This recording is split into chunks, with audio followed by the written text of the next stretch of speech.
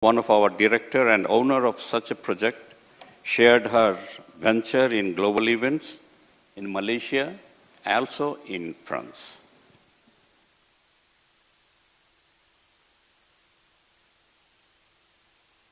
Our another director, Muslauddin Khaled, also an academic, presented paper in Social Business Academia Conference in Berlin in 2015.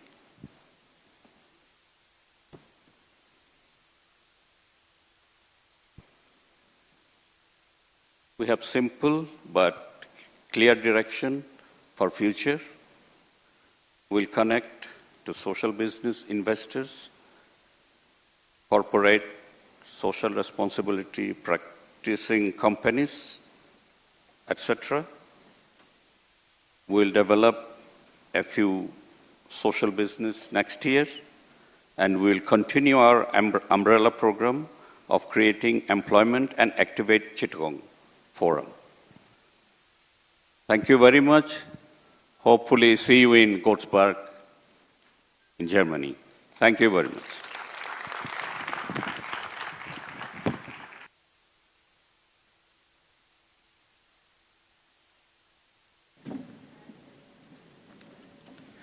Thank you, Mr. Chaudhry.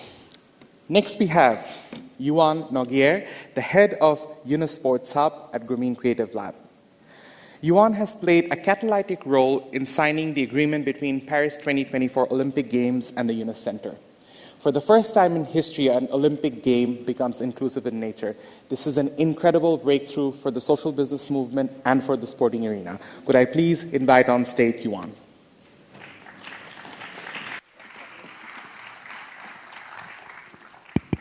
Good morning. Okay. So as you can see, that's really bad time for Barcelona, good time for Paris.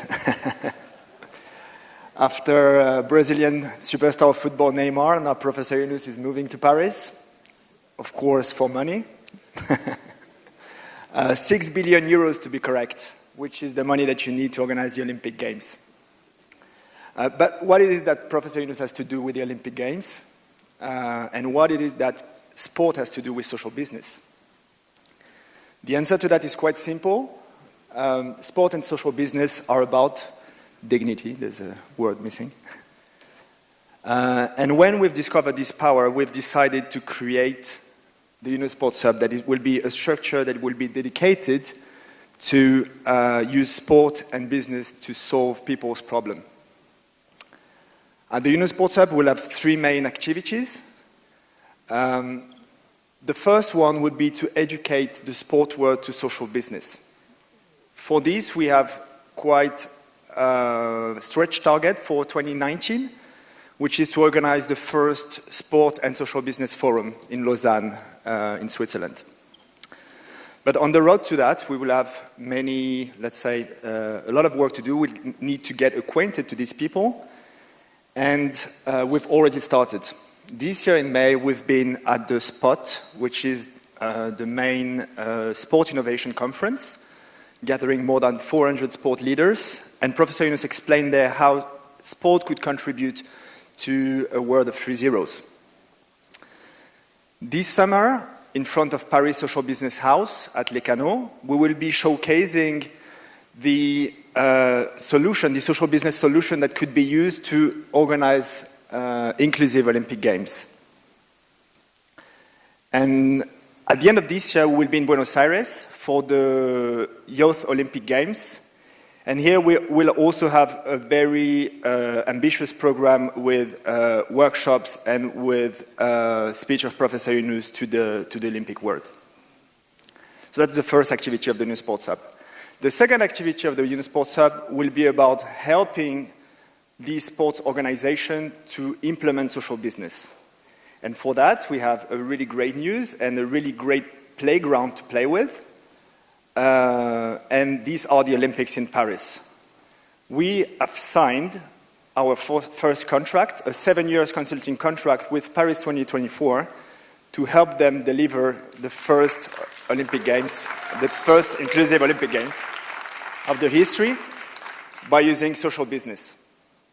So how do we use social business to make these games inclusive and sustainable? We are now in discussion with the IOC to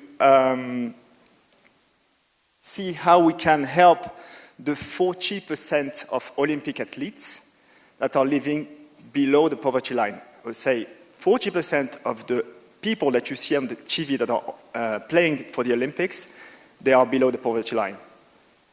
So we'll create a program with the IOC to help them become proud entrepreneurs, social business entrepreneurs, but also business entrepreneurs. And all of this work, we'll be doing it as open source, so that it serves to the future edition of the Games, not only for Paris and not only for these athletes. The third mission of the Unisports Hub will be to support social businesses at grassroots level. For this activity, we'll have a main partnership. We'll base ourselves on a main partnership, which is the partnership that we signed last year with our friend from Peace and Sport, Laurent, that is here today. And we'll be working with them to understand how we can help them and how we can support them to create a sustainable model behind the great projects that they are delivering to maintain peace and to create peace in post-war areas. A second aspect of this partnership would be about investing in social businesses that are linked with sport, and in particular those projects that are recycling waste and producing with that waste sports equipment. So as you can see, this is what the Unisports Hub will be about, using sport and business to solve people's problems, not only business. And we'll do it through three main actions: education and experience, consulting and expertise, and the grassroots support to social businesses. So I would like to leave you with three questions. You don't have to answer now because it's a pecha kucha. I have 20 seconds per slide. But please come back to us and tell us how you think that sport could help you reach your social business initiatives goals. If sport could be interesting for you, please come to us. Also, how can we integrate inside these dynamics that we are creating here, all the universities and the academic? How can we include the power of research and the power of the students and the power of the professors?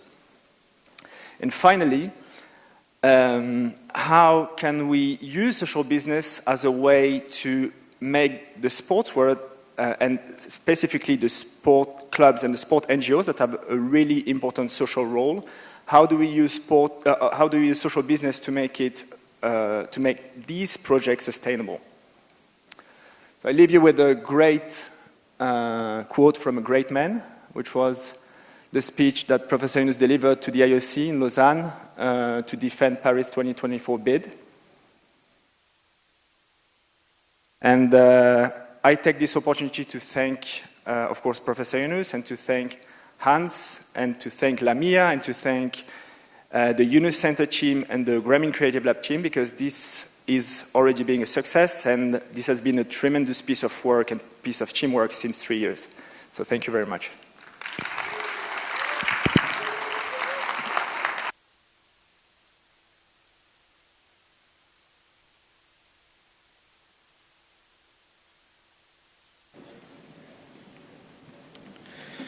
Thank you, Yuan. Could I please request next on stage Ms. Karen Hitchke, Chief Investment Officer of Yunus Social Business, to present the organization's global experiences. Prior to joining Yunus Social Business, Karen was the CFO of a biotech company and has an extensive breadth of experience in venture capital. Can we please have on stage Karen?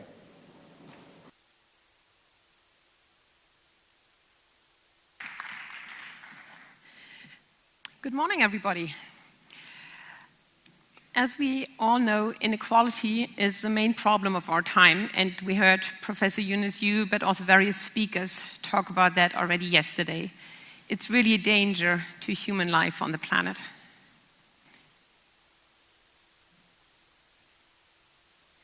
Now, YSB Story, although we were only formally founded 6 years ago, really started 40 years ago with this man. Nothing I need to tell you about him, I think. And we really have come a long way since then together.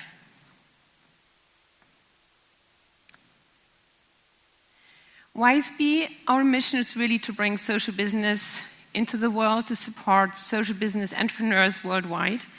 And now we are present with our local teams in Latin America, in Africa, and here where we are today in India, with our hub being in Germany, but really our local teams are working closely with the social entrepreneurs. We are having basically two arms, two main streams of activities. We work with a lot with corporates so they can create their own social businesses. We run accelerators with them. We also finance and support strategically and operationally social business entrepreneurs and help them grow their companies. And we've done that with a variety of social businesses, over 50 by now, basically ranging from impact for smallholder farmers, income increases, reforesting Brazil together with corporates, and creating a cleaner and plastic-free future here in India. Just to bring a few examples here to you today from the social business that we've done, this is Tugenda. Tugenda is helping boda drivers, which are really at the bottom of the value chain in Uganda, to own their own boda, and they can basically lease it over 20 months and then own it. It really lifts them out of poverty and allows them to have their own assets. Golden Bees is training youth and farmers to keep bees, which is a fantastic side income for them, really improving their financial situation, is now already working with 5,000 small bee farmers in Uganda. And finally, Impact Water, selling water purification to schools in Uganda. Each of these schools basically is able to provide everyday clean water to 500 school children. They're already reaching nearly 1 million students every day with clean water in Uganda and now expanding into Kenya. Another example from Brazil, so that we don't concentrate only on Uganda. Instituto Muda, working with homeless people in the streets to bring them back into the work life. In plastic processing, so one, cleaning the environment, but also working then with people to bring them back into formal employment. They have already done that with 120 people.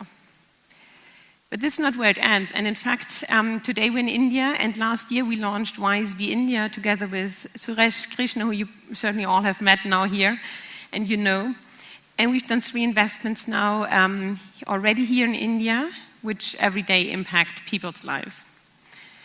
One of these examples is Ignis Careers, bringing life skills and English classes to affordable private schools and government schools. And these children, when you can see them, they beam with self-confidence, and really not only that, but also their English scores have gone up, and overall their skills